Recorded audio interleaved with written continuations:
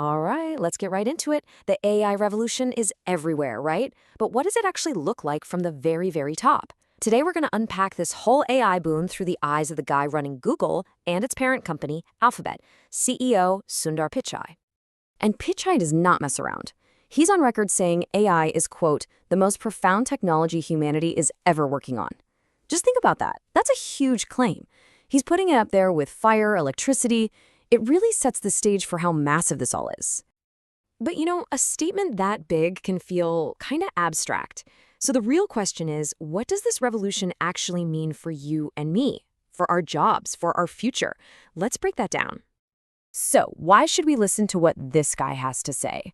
Well, his journey has been pretty incredible. He was born in India, joined Google way back in 2004, and was the driving force behind game changers like the Chrome browser. Then he took over Android, and by 2019, he was the CEO of the whole shebang, Alphabet. He's been at the absolute center of the tech world for a long, long time. Okay, so let's get into his first big idea, what he calls the AI tsunami. Yeah, this isn't just another tech trend. He's describing this as a totally unprecedented wave of money and development that's changing everything at a mind-blowing speed. He's basically saying that we are right at the beginning of a brand new era in technology. A fundamental turning point, just like when we got the personal computer or the internet or the smartphone. This isn't about new apps. It's a whole new foundation for everything.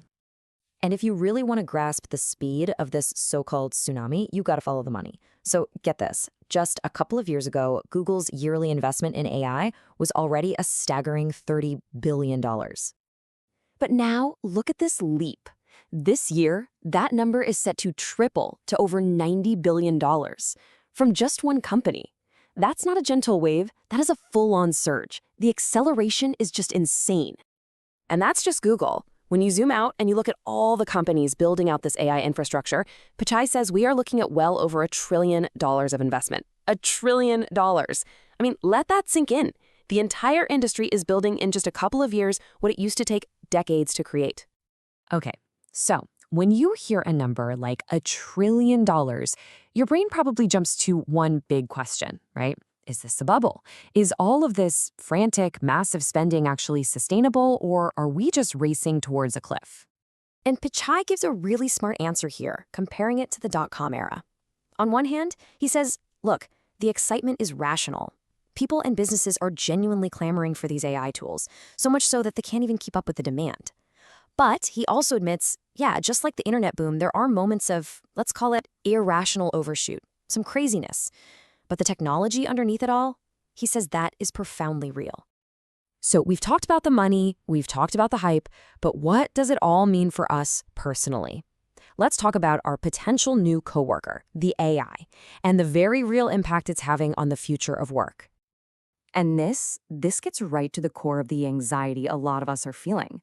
It's the one question everyone seems to be asking. Will AI take my job? Now, Pichai doesn't try to dodge this. He's pretty clear that this isn't some far-off theoretical problem. AI is already having a real, tangible effect on white-collar jobs. We're talking law, journalism, accounting, even creative fields. The disruption is already here. But then he makes this really interesting pivot using a personal story. He talks about when his family in India got their very first refrigerator. And he says it just radically changed his mom's life. It wasn't about replacing her. It was about freeing her up to do other things. And that's how he sees AI, as a tool that's going to augment us, to free us up. And he thinks this is all leading to something he calls agentic experiences. Now that sounds a little technical, but think of it this way. Right now, you ask an AI a question, it gives you an answer. Agentic AI is the next step. It's an active assistant. It won't just suggest places for a vacation, it'll plan the entire trip, book the flights, find the hotel, build your itinerary, all from one simple request. Of course, progress this fast isn't free. There are serious challenges. So let's talk about the price of all this progress and the very real trade-offs we have to deal with in this AI boom. So the first huge hurdle is accuracy. And you have to respect Pichai's bluntness here. His direct advice about what these AI models spit out is simple. Don't blindly trust everything they say. And here is exactly why that warning is so important. These models are prone to making stuff up, what the industry calls hallucinations. And we are not talking about small mistakes here. We're talking about an AI suggesting you put glue on your pizza, or way more seriously, an AI model wrongly accusing a sitting senator of assault. The potential for real harm is definitely there. The second massive challenge is energy.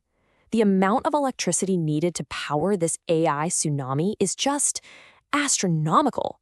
To put it into perspective, by the end of this decade, data centers are projected to consume more energy than the entire country of India does today.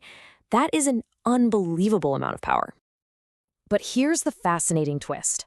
Pichai argues that this immense problem is actually forcing the solution. To meet this crazy demand, Google and others are now pouring money into next-generation energy, things like nuclear fusion, small modular reactors, and geothermal.